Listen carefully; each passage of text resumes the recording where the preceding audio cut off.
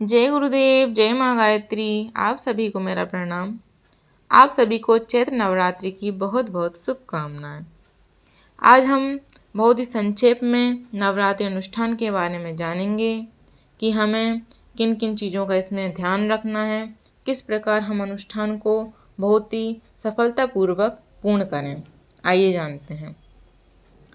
शक्ति साधना का यह महापर्व 6 महीनों में एक बार आत्मशक्ति प्राण ऊर्जा को बढ़ाने के लिए साधनात्मक दृष्टि से अत्यंत अनुकूल अवसर पर आता है। वह है चैत्र नवरात्रा और शारदीय नवरात्रा। इन दोनों ही अवसरों पर की गई साधना कई गुना फलवती एवं बलवती होती है। साधना की दृष्टि से यह अत्यंत अनुकूल समय है। सभी परिजन अपने घरों में अनुष्ठान अवश्य करें। इस वर्ष चैत्र शुक्ल प्रतिपदा से रामनवमी तक 8 दिनों की अवधि है, जिसमें 24,000 गायत्री महामंत्र जप का लघु अनुष्ठान प्रत्येक साधक को पूरा कर लेना चाहिए। प्रतिदिन 30 माला गायत्री महामंत्र जप करने से 8 दिनों में साधना पूरी हो जाती है। पूर्ण आहुति 8वें या 9वें दिन अपनी सुविधा अनुसार कर सकते हैं। पूर्ण आहुति के लिए एक कुंडीय गायत्री यज्ञ आयोजित कर सकते हैं।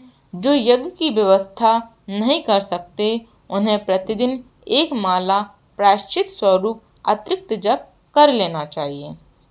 19 मार्च 2026 को अनुष्ठान हेतु प्रथम दिवस प्रातःकाल ब्रह्म मुहूर्त में षटकर्म, तिलक, कलावा, कलश, दीपक एवं गुरु गायत्री की प्रतिष्ठापना पंचोपचार पूजन के बाद संकल्प लेकर जप का प्रारंभ करें।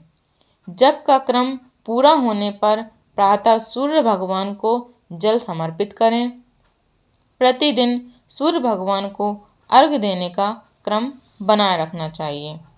गुरु सत्ता के संरक्षण से अनुष्ठान में भूल चूक एवं दोषों का निवारण परिमार्जन होता है। अतः गुरु सत्ता, परम पूज्य गुरुदेव और वंदनीय माता जी का चित्र अवश्य ही चौकी पर स्थापित करना चाहिए। जिन्होंने यज्ञोपवीत धारण न किया हो, उन्हें यज्ञोपवीत अर्थात जनेऊ धारण कर लेना चाहिए। अनुष्ठान के नियम। पहला है उपवास। उपवास से शरीर, मन और आत्मा का शोधन होता है। उपवास काल में फलाहार, रसाहार, दुग्धाहार या लौकी का उबली सब्जी बिना नमक, मिर्च, मसाला की सेवन कर सकते हैं। केवल जल पर न रहें। नित्य 4 नींबू का सेवन पानी के साथ तथा 20 ग्राम शहद घोलकर पीना चाहिए, जिससे आवश्यक खनिज भी प्राप्त हों तथा इम्यूनिटी बढ़ाने एवं रक्त शोधन का कार्य भी होता रहे। उपवास काल में जठराग्नि शारीरिक दोषों को जलाने में जुट जाती है। 24 घंटे में एक समय अन्न आहार लेना चाहिए। वे परिजन एक समय अन्न आहार तथा पेय पदार्थ ले सकते हैं। अपनी शारीरिक एवं मानसिक स्थिति के अनुरूप ही भोजन का क्रम अपनाएं। स्वास्थ्य का पूरा ध्यान रखते हुए ही अनुष्ठान में उपवास का क्रम अपनाएं। दूसरा है जप संख्या। एक निश्चित स्थान पर निश्चित जप संख्या का पालन करना चाहिए। जप करते समय नेत्र बंद रखते हुए ध्यान का लाभ भी लेना चाहिए। उगते हुए सूर्य देवता की किरणों, हिमालय, गंगा की गोद, प्राकृतिक दृश्यों तथा माँ गायत्री के मातृ स्वरूप एवं स्वयं साधक को अपने को शिशु रूप में माँ आदिशक्ति गायत्री की गोद में बैठने का भाव ध्यान अवस्था केंद्रित करने से साधनात्मक लाभ मिलते हैं। प्रातः जप 4:30 बजे से 7:30 बजे तक और शाम काल में 5:30 बजे से 7:30 बजे तक अच्छा समय है। प्रातःकाल 20 माला जप और सायंकाल 10 माला जप करने से अनुष्ठान की जप संख्या नित्य 30 माला पूरी हो जाती है। प्रायः 1 घंटे में 10 से 12 माला जप पूरा हो जाता है। तीसरा है भूमि शयन। भूमि शयन का अर्थ, तो भूमि शयन एक तप है। धरती माता की गोद में शयन करने से यानी सोने से पृथ्वी तत्व की समीपता का लाभ मिलता है। बिछोने के रूप में चटाई या दरी का प्रयोग करें, गद्दे का प्रयोग न करें। चौथा है ब्रह्मचर्य पालन। हमारा मन ब्रह्म में विचरण करे। शारीरिक एवं मानसिक दोनों ही रूपों में ब्रह्मचर्य का पालन अनिवार्य नियम है। इससे शारीरिक एवं मानसिक ऊर्जा का ऊर्ध्वगमन होता है, जो कुंडलिनी ऊर्जा को बढ़ाता है। चौथा है चमड़े की वस्तुओं का प्रयोग न करें। चमड़े की वस्तुओं का प्रयोग साधना काल में वर्जित माना गया है। चमड़े के जूते, बेल्ट, पर्स इत्यादि का प्रयोग न करें। ये वस्तुएं हिंसा से प्राप्त होती हैं। हमारा उद्देश्य प्रत्येक जीव के प्रति दया भाव एवं अहिंसा का भाव रहना चाहिए। प्राणी मात्र के प्रति अहिंसा की भावना को जगाना है। छठा है सौम्य मौन व्रत।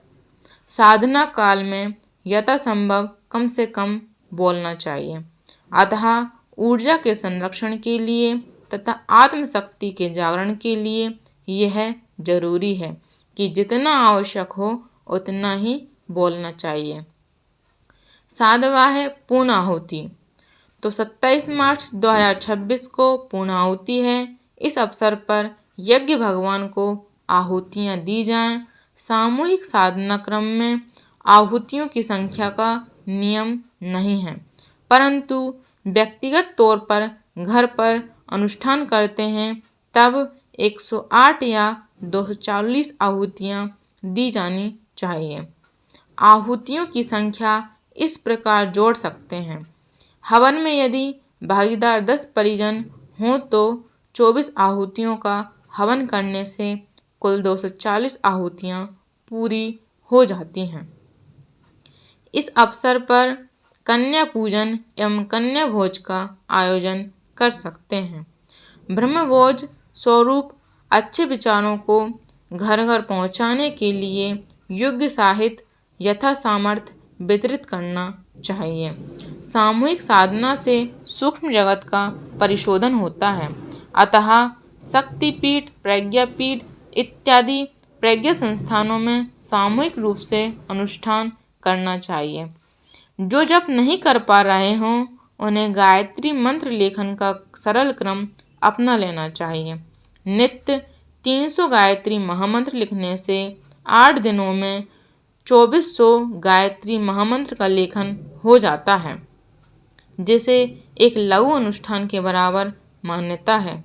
मंत्र लिखी हुई पुस्तिका अपने पूजा स्थल पर पीले कपड़े में बांधकर रखें। यही है नवरात्रि अनुष्ठान के बारे में संपूर्ण विवरण।